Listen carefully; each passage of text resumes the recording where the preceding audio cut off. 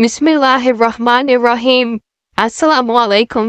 नबी अलैहिस्सलाम ईद के दिन घर से मस्जिद की तरफ तशरीफ लाने लगे। रास्ते में आप सल्लल्लाहु अलैहि वसल्लम ने कुछ बच्चों को खेलते देखा। उन्होंने अच्छे कपड़े पहने हुए थे। बच्चों ने सलाम अर्ज किया तो नबी अलैहिस्सलाम ने जवाब इरशाद फरमाया। इसके बाद आप सल्लल्लाहु अलैहि वसल्लम आगे तशरीफ ले गए तो एक मच्छी को खामोशी के साथ उदास बैठे देखा।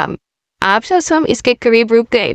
आप सल्लल्लाहु अलैहि वसल्लम ने इस बच्चे से पूछा कि तुम्हें क्या हुआ है, तुम उदास और परेशान नजर आ रही हो। उसने रोकर कहा, ऐ अल्लाह के महबूब सल्लल्लाहु अलैहि वसल्लम, मैं यतीम हूँ, मेरे सर पर बाप का साया नहीं है जो मेरे लिए कपड़े ला देता। मेरी अम्मी मुझे नहलाकर कपड़े पहना देती, इसलिए मैं यहाँ उदास बैठा हूँ। नबी अलैहिस्सलाम ने उसे फरमाया कि तुम मेरे साथ आओ। आप सल्लल्लाहु अलैहि वसल्लम उसे लेकर वापस अपने घर तशरीफ लाए और सैयदा आयशा सिद्दीक़ा रज़ियल्लाहु अन्हा से फरमाया, हमेरा।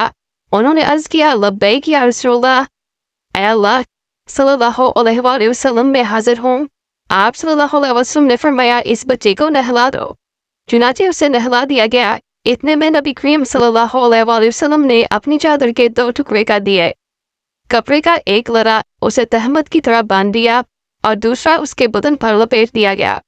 फिर इसके सर पर तेल लगाकर कंघी की गई, हत्ता कि जब वो बच्चा तैयार हो गया और नबी अलैहिस्सलाम के साथ चलने लगा तो नबी अलैहिस्सलाम नीचे बैठ गए और इस बच्चे को फरमाया, आज तू पैदल चलकर मस्जिद में नहीं जाएगा, बल्कि मेरे नबूवत वाले कंधों पर सवार होकर जाएगा।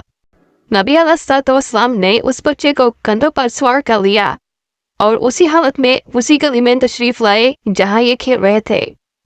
जब दूसरे बच्चों ने ये मामला देखा तो वो रो रो कर कहने लगे, काश हम भी यतीम होते और आज हमें भी नबी करीम सल्लल्लाहु अलैहि वसल्लम के नबूवत वाले कंधों पर सवार होने का शर्फ हासिल होता।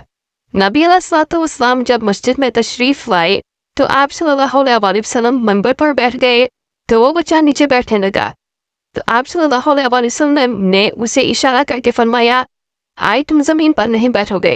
चुनाचे आप सल्लल्लाहु अलैहि वसल्लम ने इस बच्चे को अपने साथ मेंबर पर बिठाया और फिर उसके सर पर हाथ रखकर इरशाद फरमाया कि जो यतीम की कफालत करेगा और मोहब्बत और शफकत की वजह से उसके सर पर हाथ फेरेगा, उसके हाथ के नीचे जितने बाल आएंगे अल्लाह ताला उसके नामाए अमाल में उतनी नेकियां लिख देगा।